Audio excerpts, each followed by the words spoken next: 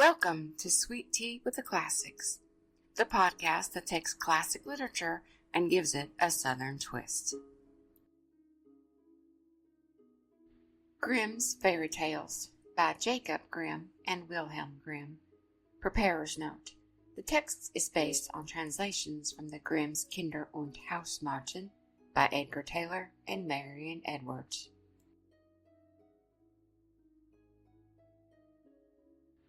The Dog and the Sparrow. A shepherd's dog had a master who took no care of him, but often left him suffer the greatest hunger.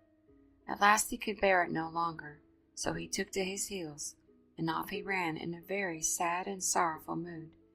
On the road he met a sparrow that said to him, "Why are you so sad, my friend?" "Because," said the dog, "I am very, very hungry, and have nothing to eat." "If that be all," answered the sparrow, "come with me into the next town, and I will soon find you plenty of food." So on they went together into the town, and as they passed by a butcher's shop, the sparrow said to the dog, "Stand here a little while I peck you down a piece of meat."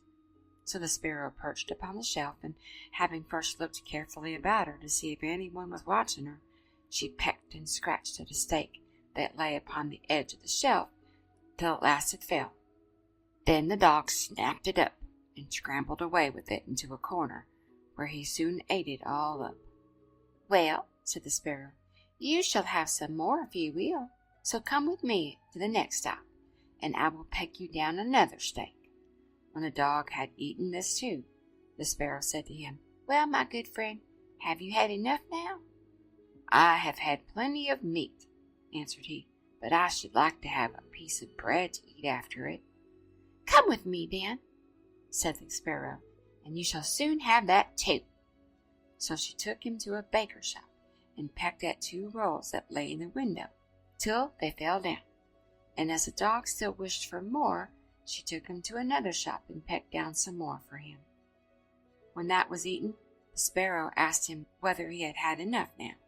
"Yes," said he, "and now let's take a walk a little way out of the town."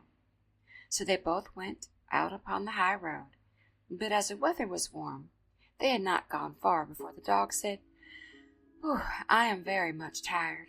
I should like to take a nap." "Very well," answered the sparrow, "do so, and in the meantime I will perch upon that bush." So the dog stretched himself out on the road, and fell fast asleep. Whilst he slept, there came by a carter with a cart drawn by 3 horses, and loaded with 2 casks of wine. The sparrow, seeing that the carter did not turn out of the way, but would go on in the track in which the dog lay, so as to drive over him, called out, "Stop, stop, Mr. Carter, or it shall be the worse for you."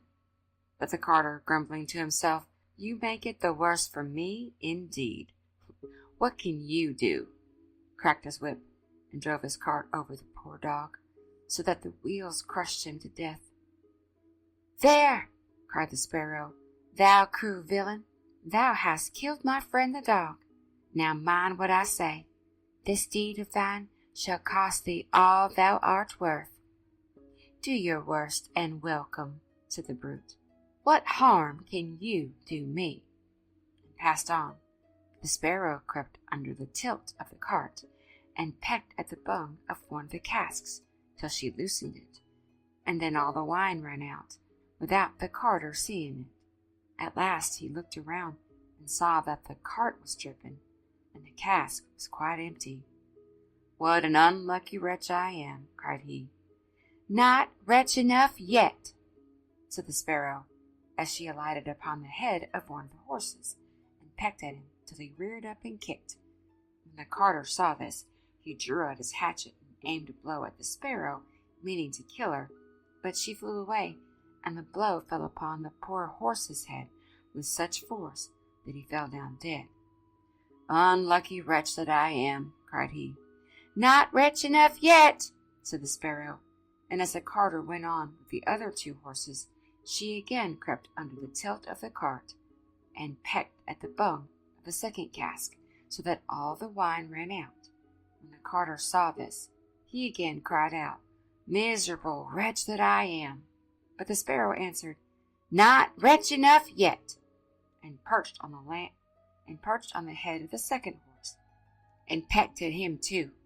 The carter ran up and struck at her again with his hatchet, but away she flew, and the blow fell upon the second horse and killed him on the spot. "Unlucky wretch that I am," said he. "Not wretch enough yet," said the sparrow, and perching upon the third horse, she began to peck him too. The carter was mad with fury, and without looking about him or caring what he was about, struck again at the sparrow, but killed his third horse as he had done the other two. "Alas, miserable wretch that I am!" cried he. "Not wretch enough yet," answered the sparrow, as she flew away. "Now I will plague and punish thee at thy own house." The carter was forced at last to leave his cart behind him, and to go home, overflowing with rage and vexation. "Alas," he said to his wife, "what ill luck has befallen me! My wine is all spilt, and my horses all three dead." "Alas, husband," replied she, "and a wicked bird is come into the house, and has brought with her all the birds in the world, I am sure, and they have fallen upon our corn in the loft, and are eating it up at such a rate." Away ran the husband upstairs, and saw the thousands of birds sitting upon the floor, eating up his corn, with the sparrow in the midst of them. "Unlucky wretch that I am!" cried the carter, for he saw that the corn was almost gone. "Not wretch enough yet," said the sparrow. "Thy cruelty shall cost thee thy life yet." And away she flew. The carter, seeing that he had thus lost all that he had, went down into his kitchen, and was still not sorry for what he had done, but sat himself angrily and sulkily in the chimney corner. But the sparrow sat on the outside of the window and cried, "Carter, thy cruelty shall cost thee thy life." With that he jumped up in rage, seized his hatchet, and threw it at the sparrow, but it missed her, and only broke the window. The sparrow now hopped in, and perched upon the window seat, and cried, "Carter, it shall cost thee thy life." Then he became mad and blind with rage, and struck the window seat with such force that he cleft it in two. And as the sparrow flew from place to place, the carter and his wife were so furious that they broke all their furniture, glasses, chairs, benches, the table, and at last the walls, without touching the bird at all. In the end, however, they caught her, and the wife said, "Shall I kill her at once?" "No," cried he, "that is letting her off too easy. She shall die a much more cruel death. I will eat her." But the sparrow began to flutter about, and stretch out her neck, and cried, "Carter, it shall cost thee thy life yet." With that he could wait no longer, so he gave his wife the hatchet, and cried, "Wife, strike at the bird and kill her in my hand."